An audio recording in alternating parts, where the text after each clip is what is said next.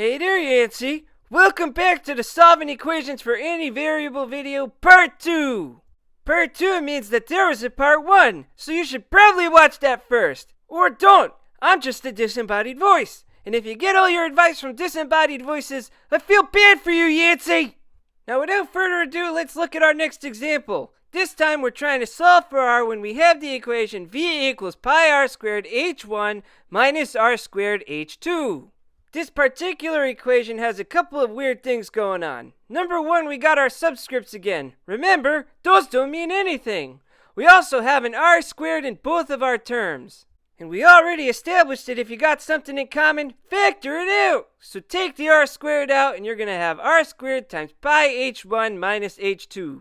Because that parentheses term is going to be any random number, that means it's going to be multiplied times r squared, so we're going to divide this whole thing away. So divide both sides by pi h1 minus h2.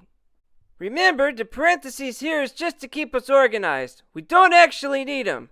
Those cross out on the right, and that's going to leave us with v over pi h1 minus h2 equals r squared. Now r squared is not the same as r, so we gotta get rid of that squared. We do that by taking the square root of both sides.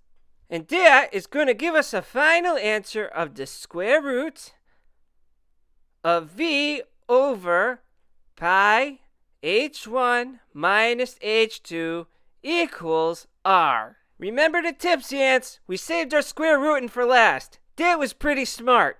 Our final example is a little bit bonkers, but play along here. We have d is equal to h times the square root of x minus a squared plus y minus b squared.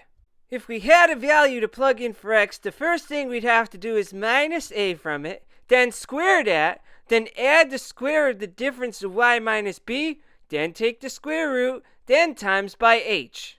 That sounds awful! How in the heck are we supposed to work backwards from that? The trick is to try and think of this as working from the outside in. Officially, since multiplying by h is the last thing I do when evaluating, the first thing I'm going to do when solving is divide by h. Or you can take the tip that I just said and say since h is the most outside thing, I gotta get rid of that first. We do it by dividing. Divide both sides by h. Since d and h don't actually have any values here, the only thing we can do is leave it as d over h. Except for the absence of h, the right hand side doesn't look all that different. We still have the square root of x minus a squared plus y minus b squared. The next most outside thing is the square root. Remember the tips, Yants. You can't access anything under the radical until you get rid of the radical. Seriously, don't try to get rid of that y minus b squared until you get rid of the square root. How do you get rid of a square root? You square both sides, Yancy. So raise both sides to the second power. On the left hand side, we're going to keep our fraction d over h in parentheses. That's going to keep us from getting confused later on. On the right hand side, the radical is cancelled out by the squared. So all we're left with is the stuff that was inside the radical to begin with. Now since we're solving for x, that means that this y minus b squared is going to be treated as any other random value.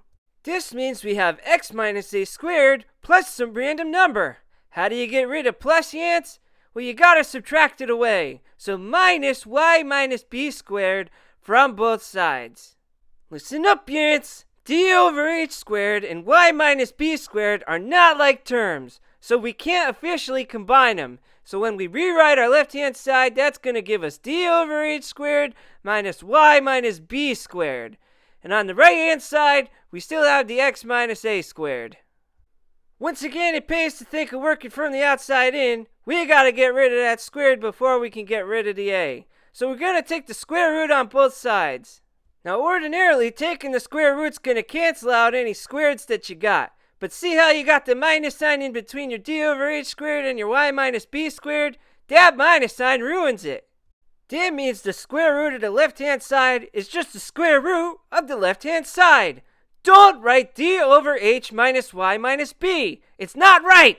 Almost there, Yants. All we gotta do is get rid of that minus a by adding it to both sides. Make extra sure that that a does not end up under this square root. For the last time, You can't access anything under the radical unless you get rid of the radical. So our final answer is the square root of d over h squared plus y minus b squared plus a equals x. That's a mouthful! Alright, ants, that's all she wrote for this one. If you need extra help, watch this video and the first video again as many times as you need. You may also find it helpful to watch either of our videos on solving multi-step equations hosted by yours truly. But that's up to you, ants. Don't let the disembodied voices tell you what to do. Now get out of here!